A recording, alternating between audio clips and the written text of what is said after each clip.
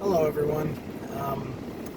In my previous video, I talked about my L1, L2 laminectomy / discectomy and my T11-L3 spinal fusion. Right now, tomorrow it'll be August 1st, 2020. It'll be 9 months after my surgery, and I just wanted to give you guys kind of an update on where I am and what I'm going through. So, sciatic nerve pain is extremely decreased.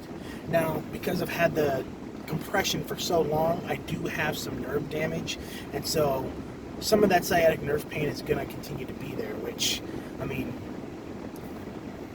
these surgeries, they're not meant to be cure-alls. You know, the main reason why I needed my spine fused was because after having my herniated disc for so long, my spine had actually come out of alignment to where if I hadn't gotten the spinal fusion done, I would have essentially broken in half. And that's words from my doctor. That's not me exaggerating. So I do still have a little bit of sciatic nerve pain, although it is extremely less than what I had before.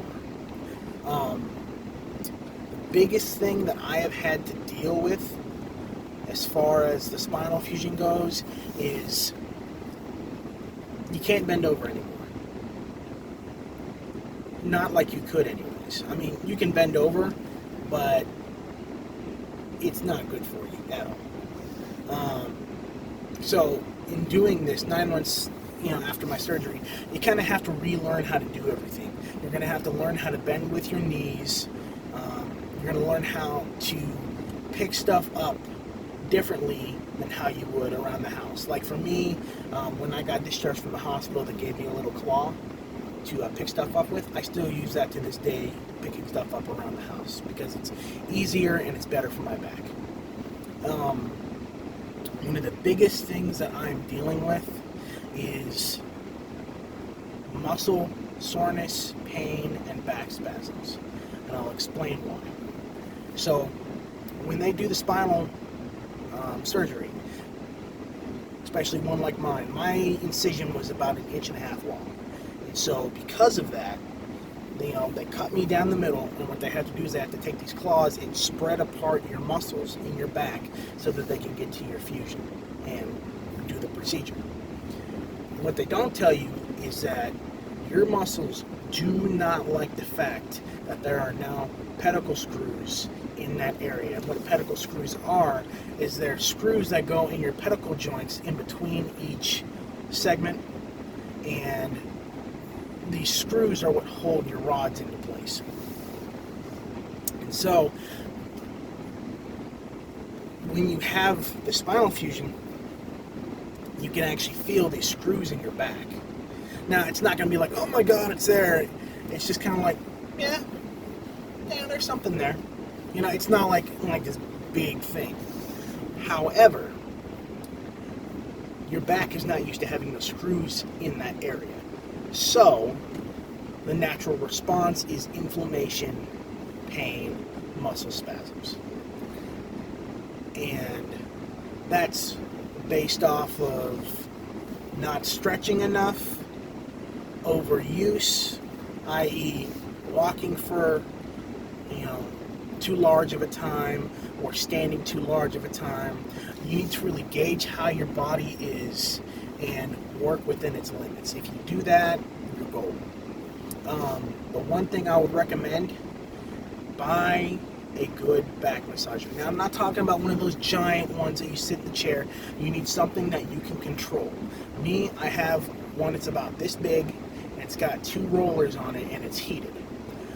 You need to make sure that you buy one that has a nice big space in between each roller. Because I had a back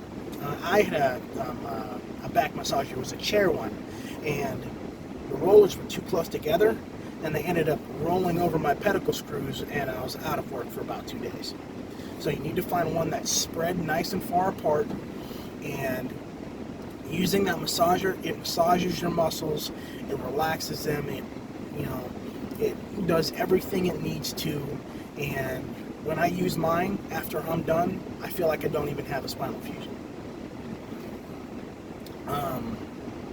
But definitely, in order to manage whatever pain might come, you need to stretch, you need to continue to take your medications. Like for me, I take an arthritis medication, and it helps bring the inflammation down. And you need to listen to your body and start doing the things that you need to do. And what I mean by that is you need to start bending right, you need to start working out, and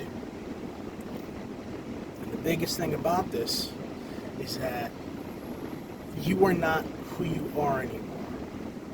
The way you used to bend before, the way you used to move before is completely changed. When you get out of surgery, they're going to teach you how to do a log roll, and that's how you get out of bed. When you have your spinal fusion, you will not be able to sit up in bed anymore. Getting out of bed, it'll always be the log roll, and that is the best way to do it, and that is the only way to do it. 9 months after surgery, the biggest thing that I can give you is be patient with your body, let it heal, listen to your body, and just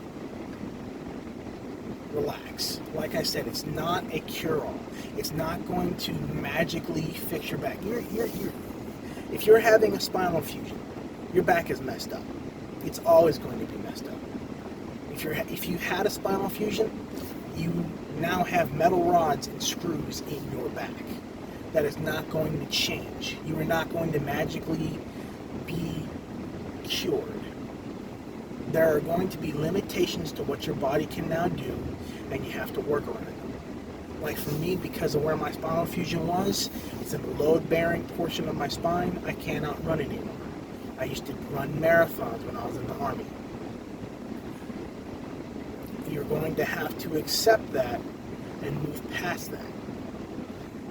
Now, it's easier said than done, because I'm still trying to get over it. However, 9 months after, I still do not regret the surgery whatsoever, because the pain and discomfort that I was in topples anything that I am going through right now. All this is minuscule compared to what I was going through. So, 9 months out, I don't regret anything. I am proud and happy that I have made it this far, and I would still recommend, just like I did in my first video, if you are going through the pain that comes from nerve compression, you owe it to yourself to have this surgery. There is nothing wrong in trying, because think about it this way. How much worse can it get? How much worse can it get? You're not going to die on the table. Doctors have insurance. They won't let you die on the table from a simple spinal fusion surgery. Not in this day and age. It's 2020. We're dealing with COVID-19 now, and we already have a vaccine, 6 months away. A spinal fusion's like putting butter on a piece of bread. You're not going to die from it. You're not going to botch the surgery. It's all how you perceive the pain, you manage the pain, and it's all about taking care of your body. If you have not done it, you need to do physical therapy. Physical therapy, physical therapy, physical therapy. I cannot stress that enough. When you get out of surgery, you need to make sure that that is already set up and going. If it was not for physical therapy, I would not be where I am right now. Physical therapy helps you learn how to move. It helps you learn how to get mobility and strength back in your back. It helps with so many different aspects. If you're thinking, oh, I don't need physical therapy, you're wrong. You're wrong, you're wrong, you're wrong. So, 9 months after surgery, I am doing well. I'm alive. My back pain is minuscule. My sciatic pain is minuscule. Yes, I do have bad days. I will say one of the biggest things about spinal fusion surgery, a lot of your pain is based off of the weather. So, like today, it's raining, it's cloudy. There's high pressure above. Rain, cloudy, just guarantee that your day's going to suck. But it's manageable. Take your medication, take it easy, listen to your body, and that's all you need to do. You know, when I first started this, and it was about a month in, I'm like, you know, this isn't getting any better. You know, I thought this would be better. I thought I would be gold. That's not how it is. You need to be patient with your body. You need to listen to your doctors. You need to listen to your physical therapist. And you need to find the techniques that help you out the best. My recommendation for a massager, it might not work for you. A heating pad might work for you. A lidocaine patch might work for you. But the biggest thing that I can give you is listen to your body and take it slow. It's not going to be a quick fix. You're not going to get back to where you need to be a month after your surgery. A month after my surgery, I was walking around. I was going to work. Let me tell you, it sucked. Stiff, sore, you name it, I was there. But I learned how to manage it and deal with it, and I've never been happier. Because, like, don't get me wrong, it sucks. Like, you know, there's always days where you're like, come on, man, you know, but you find ways to manage it. You get a heated seat in your car while you're driving. You get a massager. You know, it's the little things like that that help. You continue to do your stretches. You work out. You strengthen your muscles in your back.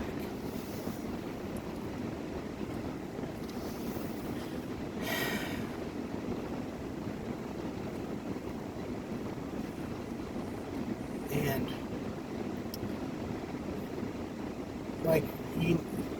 you need to understand, like, for me, my job is very physical. I'm on my knees, I'm on my back, I'm on my side, I'm working on them. What I'm working on every single day. I'm proficient at my job, I do it well, and I do it within the limits of my body. You are not going to be confined to a wheelchair by doing this. You're not going to be able to not go to work by doing this. It's all about pain management and learning how your body works. You know, I'm sorry I keep repeating the same thing over again. I can't stress it enough. Do not give up on yourself at 3 months, at 6 months, because it only gets better. It can only get better. The only way it doesn't get better is if you do something stupid. I've known plenty of my buddies who've gotten spinal fusion surgeries who 9 months after decided that'd be a phenomenal idea to go tubing. Well, yeah, man, no wonder you broke your back. You went tubing. You have to realize the things that you used to enjoy doing, you're not going to be able to do anymore. But you find new things to enjoy. Like me, I love golfing. Now I frisbee golf. Same thing, different concept. You just have to find ways around it and find your own way. I promise you. I promise you. As long as you're patient and you do what I've told you, spinal fusion will either be the best thing you've ever did or the worst thing you've ever did. It all depends on you.